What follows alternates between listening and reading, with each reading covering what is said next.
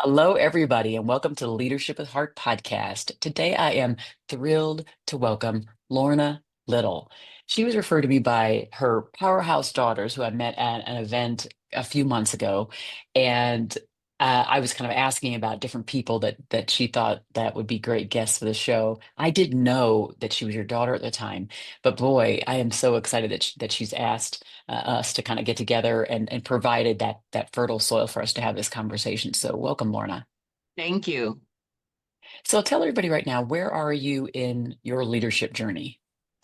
Well, currently I am the president and CEO of St. Anne's Family Services, and it is a large nonprofit in Los Angeles, California, about 35 million to 40 million operating budget each year that serves so many clients, about 1,300 clients a year, including young mothers, families connected with the foster care system, families experiencing housing insecurity.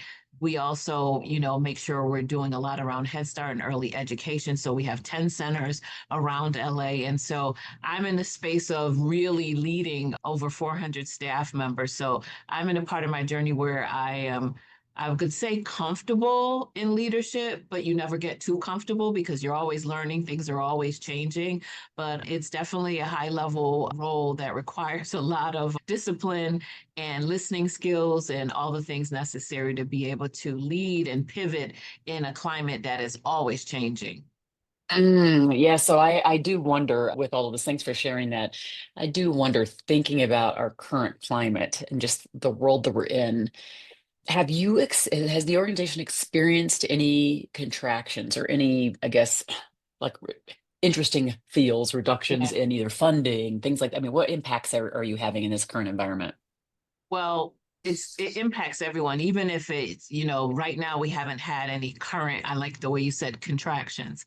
But what we have been aware of is it's the need to advocate, the need to make sure people understand what we're doing and who we are. I'm board member for the California Alliance for Children and Families, and we're working, it's a group of nonprofits who work together to advocate, to work for on behalf of children and families in Los Angeles and in California.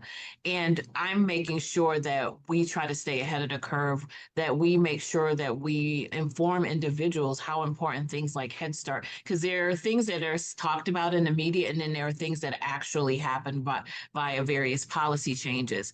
And, people were saying, oh, Head Start is going to end or there are going to be cuts to Head Start. There haven't been, but we're making sure that we're sharing all the great things about how providing that early learning and early education and also supporting the family helps the community, helps the children, but also supports the economy. Everyone's talking about impacts to the economy, but people are able to go to work. People are able to have a safe place for their children. And the children are going into the educational system with a wonderful foundation for social and emotional health. And it allows them to be able to be citizens and consumers and allow people to have what they need to be able to be productive in our community. So when people look at the work, they need to understand how important it is before we see that it's not connected to economics. It really is.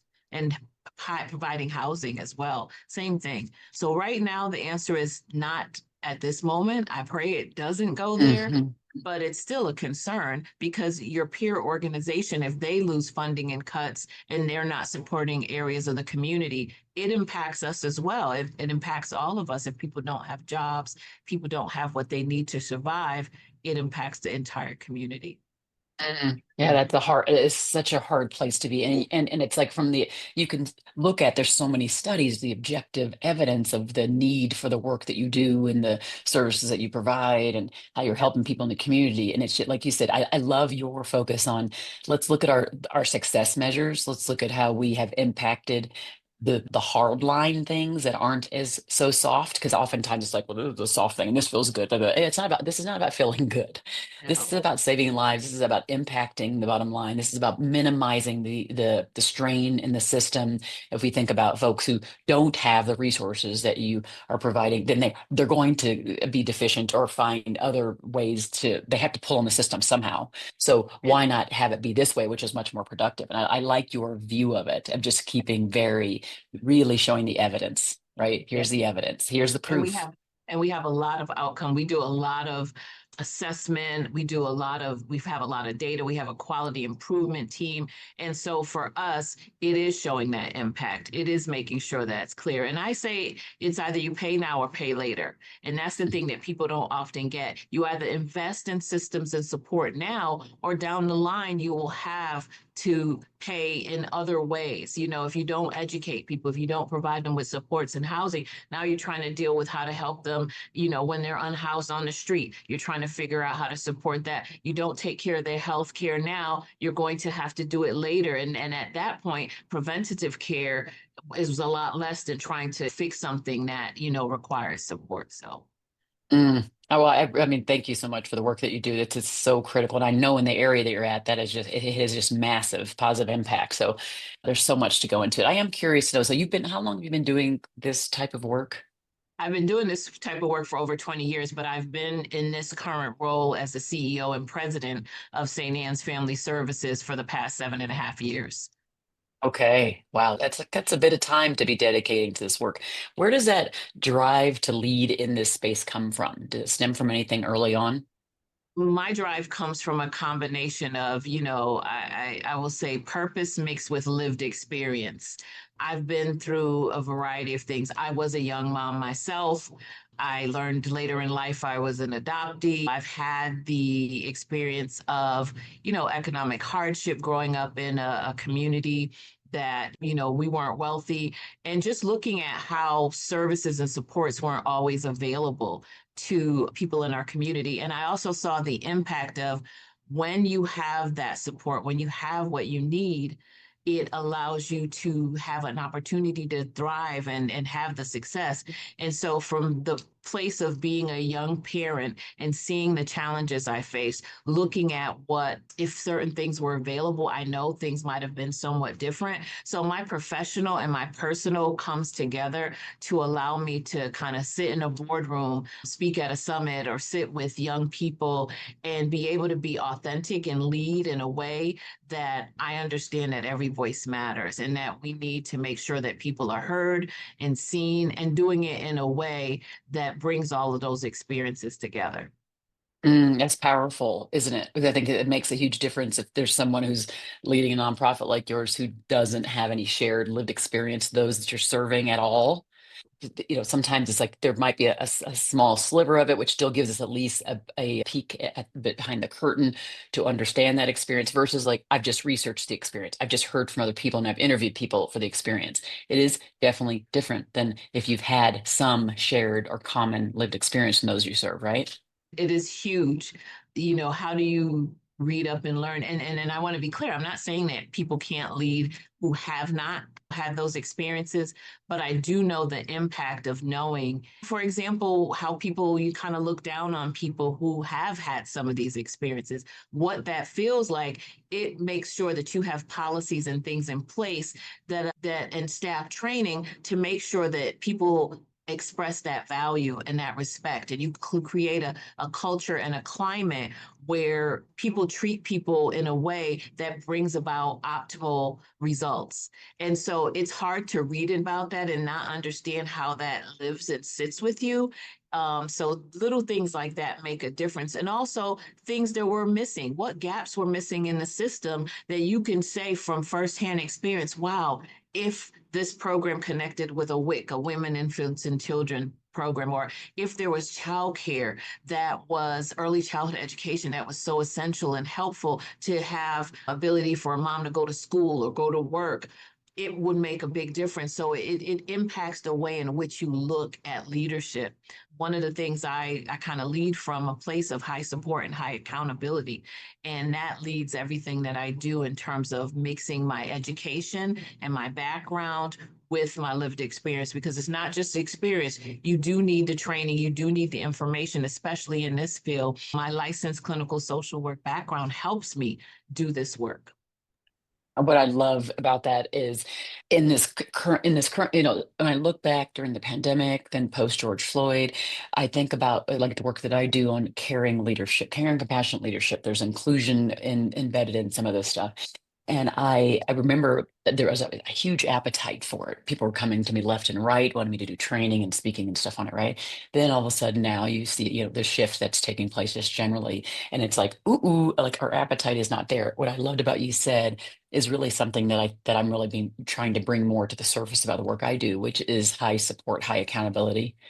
We need to have both in our leaders, and oftentimes people think it's a this or a that we is mutually exclusive, and it's not. It's like we can coexist. We can that those things of being accountable, setting clear expectations, and making sure that you're there for people when they fall, and at the same time that they're accountable for what it is, what decisions they made or where they fell short, and doing that from a place of care and concern just makes people feel, they can trust you more. They feel more emboldened to you. They feel right, and more endearing in that case. And Definitely. so it's people, you saying that was just so brilliant because most don't think about that. When we think about leadership at heart, it has this very supportive component. Yes, it feels soft and warm and cozy as it should.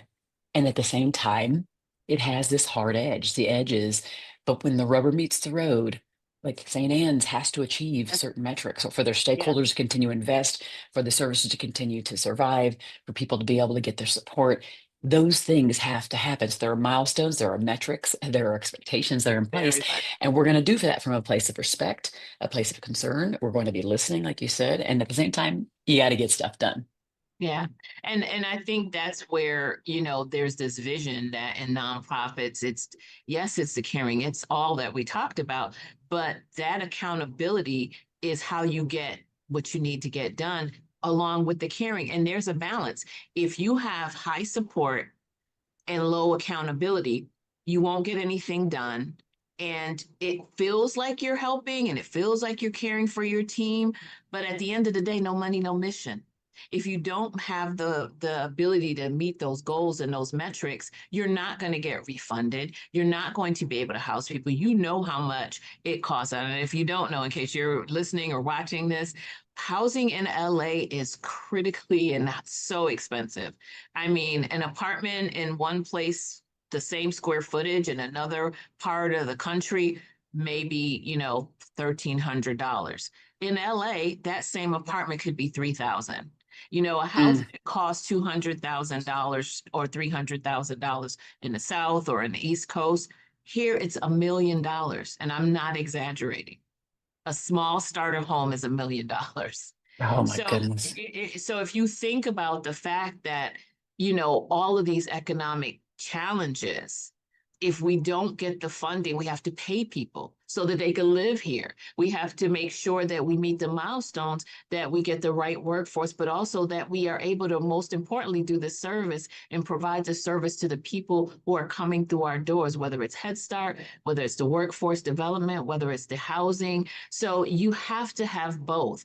And when you have it either way, I talked about high support and low accountability. If they do that, it doesn't work, but it doesn't work the other way either. If you have high accountability and you're not supporting your staff, you're not providing training and personal development, professional development, you're not attending to their needs, you don't have EAP resources, you don't have these things, that doesn't work either. You burn people out. They don't want to be in work. So you can't also just be, when is this going to get done? How are you going to do this? You have to have both balanced in order for it to work. And people love to say, oh, I just like to be in the high support, low accountability, but that's not true because then that creates another layer of conflict and the other way does as well. Have you, because I know I have struggled with this as a leader because I do sometimes over index on the support side. I mean, I speak about caring leadership. I have a podcast on leadership at the heart, I have books on this stuff, right? And so I Yeah. can over index on it. But I also, for me, like I have this internal drive to achieve. And so that helps me counterbalance. So it's like if I have a mission or there's a goal, it makes me say, okay, I got to focus also on the end goal. So I got to say, how do we get there? So I am lining up milestones along the way that helps keep me more balanced, but I'm not always balanced. Sometimes I do fall short on either side. So I'm either overly accountable focus or overly on. How do you try to maintain that balance? What are some of the things that you do to keep yourself in check that way? Well, I try to stay conscious and present around leadership. I try to listen. I am making sure that I'm looking at our outcomes. I'm looking at our metrics. I'm looking at even just working with the young women. I'm in a leadership role where I'm not always doing tons of direct service, but I do check in. I love skip level meetings. I love having an opportunity to talk directly with the participants in the program. But it's really important when you see that things are not kind of aligned, that often you're not in that balance. And I'm not going to say balance like things are always going to be equally this way, but it's also when you can see in the culture that people are not following guidelines. If you see a lot of that going on, people like to say, oh, well, that's that employee's onus and it's only on them. But if you set a climate and a culture that there is no accountability, you'll start to see that. You'll see people coming in late and it's not a big deal. You'll see clients not getting what they need. So it's really paying attention to what is happening in the environment and looking at the outcomes and listening to your team, that it allows you to see which way you're going. And it's funny because as you talked about, struggling or having that moment where you're looking at that, I think for me, the moment I've had my aha moments in that way, I feel based on my board's assessment of my skills and as well as feedback that I get from the people, the executive leadership team that I supervise, that I'm a pretty good leader and I'm a pretty good supervisor. I care. I'm very compassionate. But if I think about my aha moment or where I could have even been a better leader in a moment in time, it's really making sure that I'm not so supportive and wanting to be collaborative that I fail to stand in my power and my leadership authority. I Oh, am a loving and caring person, but that's something that I've experienced where I've had to say, you know what? I'm going to be supportive, but it's okay sometimes when you have to say, I understand that may not agree with me with this decision, but as long as I know that I'm being thoughtful and that I'm being fair, even when it may be unpopular. I had a moment where I was making some decisions, and just the moment that I had to kind of reclaim my voice and reaffirm my responsibility to lead with strength and clarity.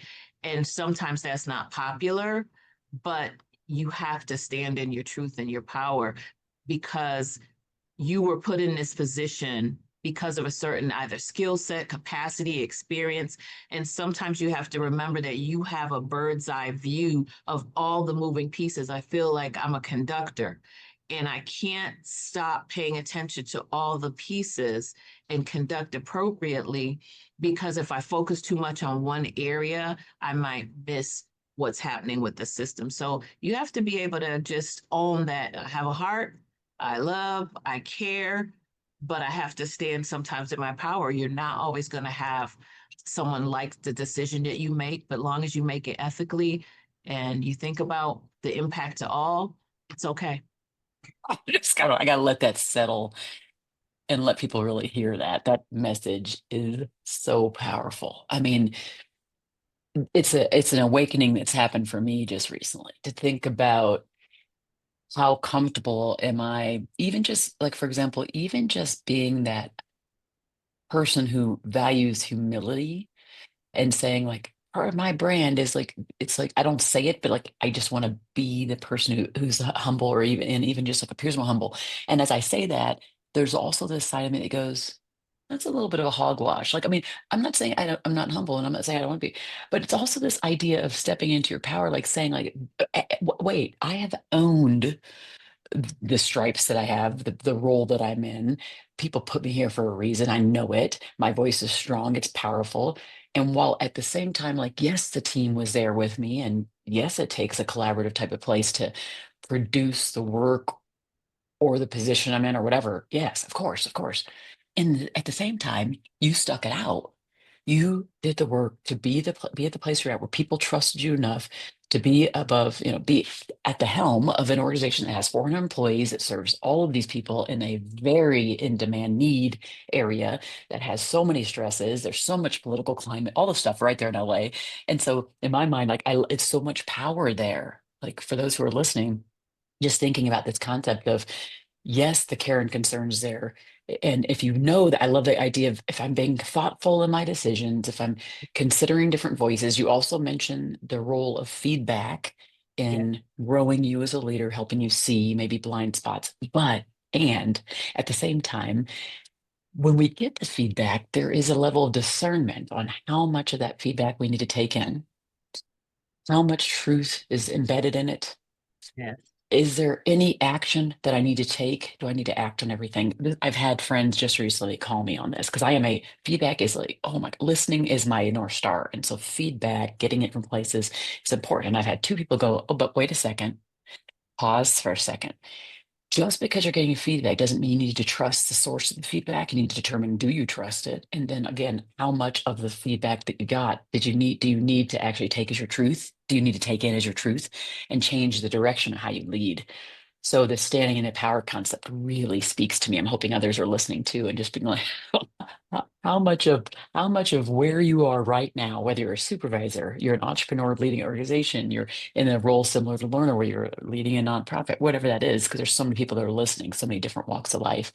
How much of the place that you're at do you own? And do you say, yes, I'm going to take this in as a caring leader, as a compassionate leader, as a collaborative leader, and at the same time, I've earned where I'm at, and the decisions I make are mine to make, and I pay the price if it's not the right one, if I've thought do it thoughtfully. What are your thoughts And about that, Lorna? that is so on point because I've had scenarios where I've said, okay, I'm going to allow you to try your way or your perspective. And knowing inside that the discernment that I don't know if this is the right way to go. So it was it's sometimes when you're in a new environment, you kind of have that deference. Okay, go ahead, I'll try it. And then you see that it doesn't work out the way that they thought, and it worked out the way that you knew. That's the time when you know, oh no, no, no. I need to come back and say, I have to stand in that because you said something very important. At the end of the day, the impact, people are looking to me as a leader. I always tell the staff when we talk, I said, you all are doing amazing work. I have an amazing and incredible team of staff members that work with me and a leadership. But at the end of the day, if something goes wrong, guess who they're coming to check with? Guess who's getting the email? Guess who's going to be the one that has to provide a level of accountability? It's me. And so therefore, I always say as a leader, you can take the good without the bad. That's just the way it comes. There are people who are going to be happy with some of the things you do, and there are people who aren't. But at least you can stand in knowing that you made the best decision. And that's all I want to do. I want to make sure that I am making the best decision on behalf of our program participants and our staff members. And you know what sits well with you. Sometimes when you go against that judgment and that discernment, that's when you run into trouble. You know what you feel. And as long as you've done that, so I'm with you wholeheartedly in terms of those feelings. And then having communication about that. Because if someone wants to go a different route and you share your why, because the why is everything. What is your why? Why are you making that choice? Because you're also helping setting them up to be leaders to succeed you later. Everyone's not going to be in that role forever, especially depending on your age. I am closer to the other end of the spectrum that, at some point I am going to want to retire. But I also want to know that in my sessions and in my leadership that I'm modeling for the individuals I'm working with. But if I share the why, even if they don't maybe agree with it, they understand. And then when they see the outcomes, they better understand like, okay, you were thinking this and that, and I see now how that impacted all the moving parts. Like I said, it's like being that conductor. You have to be paying attention to all the different instruments, the sounds at the same time, and how that all comes together harmoniously, or sometimes not. But you understand the why. I love that so much. It kind of makes me think of what you said, like, kind of a little bit before that is like, what are your values? So, like, sometimes if you're doing something as a leader and someone gives you feedback or you hear from multiple different people and you're like, and your gut's telling you this, mm, something's not right. And it's usually because whatever that motion is, whatever the things you have to go do might be counter to to your value, to your North Star, to your why, to your purpose. And it's important for us to pay close attention to that because what happens is, and I'm telling you, I'm someone who had done this in the past, is that you end up walking your journey based upon someone else's value structure, Yes. and you regret it later. And so showing up as who you are what you embody, what you can like lay your head on the pillow at night and feel comfortable representing is going to be most important in the long term, right? Versus just meeting someone's needs in the short term. Yes, because that's short term. Exactly. You have to think about, like you said, your values and what you're trying to accomplish, taking all of that in. But at the end of the day, you have that responsibility and all the things and experiences that you've had, the things that you've learned, the journey that you've walked. It's okay. And that's when people have this, these conversations about imposter syndrome. That's because you're not being your authentic self and you're not trusting and believing. It's not about not being humble, because I think sometimes that can gets confused, especially with women leaders. Yeah. Of course we have humility. The things can change in a day, things can change tomorrow. But at this moment in this place, if you don't believe in your abilities, your skills, your qualifications, what you've been blessed with, and the work that you want to accomplish, you can get confused with standing in that power and not making those decisions and allowing others to kind of lead you astray from your values so that you can sleep at night, as you said, and have the peace of mind. Like, I made the decision, even if it fails or it doesn't work, I did it with the best intention, with the best information, and moved forward that way. Yeah, it's powerful. I just want to switch gears just a little bit and find out what you do to lead you most effectively. What do you do to pour into you in a way that allows you to lead more strongly and from a position of like leading, standing in your power for others? I work on this as a challenge sometimes, but I try to take care of myself. And I try to take care of myself by, I'm a faithful person, spiritual person. I need that faith input. I need the support just to rest and kind of USA, just relax at some point, which is hard because I am a person that's always on. I seek support from my husband, who's a great, wonderful support system, my family. But sometimes I even just something as simple as I just need to watch something on television, a movie or something that doesn't cause me to think. There are times when I will tell people around me, I don't need to make a decision right now. I don't want to make any decisions. I make decisions all day in and out.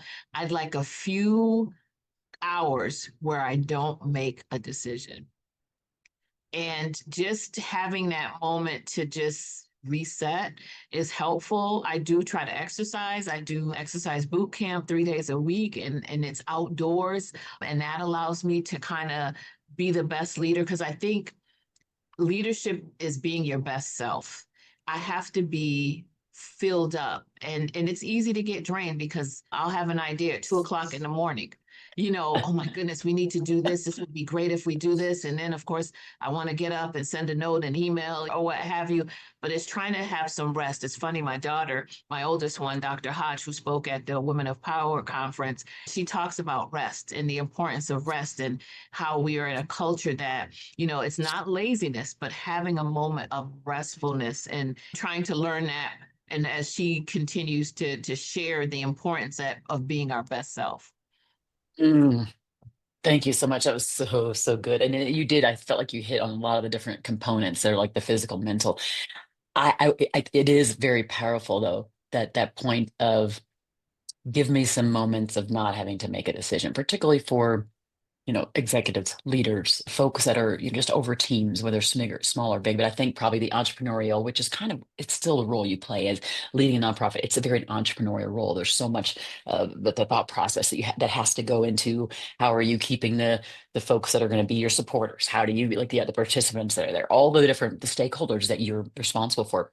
You're They're constantly thinking about that. You're always thinking about like, and so the idea of taking a decision-making break is one that I think is very powerful because I'm exactly, oh my gosh, I'm like you too. It'll get up in the middle, it'll be 1 a.m. And I'm like, if I don't get out of my head, I won't be able to sleep. So I have to super quick make a note at least that to do something the next day, even if, and then it's hard because now I've seen the light from the phone, or it's like, go back to sleep, go back to sleep. And it's like, take me a while to go back. So I'm the same exact way, but it's like, okay, but rest, I have decided, I mean, it's been in the last 5 years, I've been prioritizing rest at such a Like I'm like, I have to get my 7.5 hours. Like if I don't, I know and I feel it. If it's like 7 hours, if it's 6.5, it's like it just starts to get worse and worse and worse. So trying to get like the sleep rest and then like you said, taking those, I love the decision making rest. It's just like let me go to a movie, let me walk in the park. I love your boot camp that's outside, touching, being in nature, touching grass. They talk about those things that really center us. Has been a huge focus. It's funny how it took me this long to get there. I guess it maybe takes most of us as long. I It always does. like love the people who are younger and already do this, you know? Oh, they're coming in really different now, younger, and and they're watching and they're learning and seeing what has happened with. I don't want to be an individual where it's the end of my life and I say, okay, when I retire, I can do this and do this and do that, and I'll be healthy. We have to start now. So they're learning from some of the mistakes that some of the adults around them have made. And so people are coming in, which I respect that. Yeah, I do too. Yeah, I think there's so much to be learned from all the different generations, trying to Yeah. take it all in and just learning our role in it. So so for those who are listening right now who might just need they need some direction and leadership. Maybe they just need a little inspiration this week to figure out what the next steps are. They could be facing kind of being at a crossroads. What might be a couple pearls of wisdom you might leave them with to think about here this next week or so? I think it really is about really thinking about what it is that you want to do. What do you enjoy? How does leadership make you feel? Are you in a role because you feel like someone expects you to be there? Did you just start down a path and just kind of continue to stumble along? Are you doing what you really love? I think being your authentic self, trusting your judgment, getting the information and education you need to be the best at the role, because there's sometimes people will feel, oh well, I've been doing this, or you're never too old to learn. I think commitment, competence, and curiosity is what I look for when I'm hiring, but those are great skills to and things to have, characteristics, because if you're competent, you have all what that you need to be able to do a good job. If you're committed, you're going to be there, you're going to give your all. And if you're curious, you will always keep trying to clarify that why, and just figure out what makes things work and what doesn't, and use all of that together. I think you need to, like you, when I just said, take a moment sometimes from having to make decisions, because it's almost like a reset for your brain and just your system.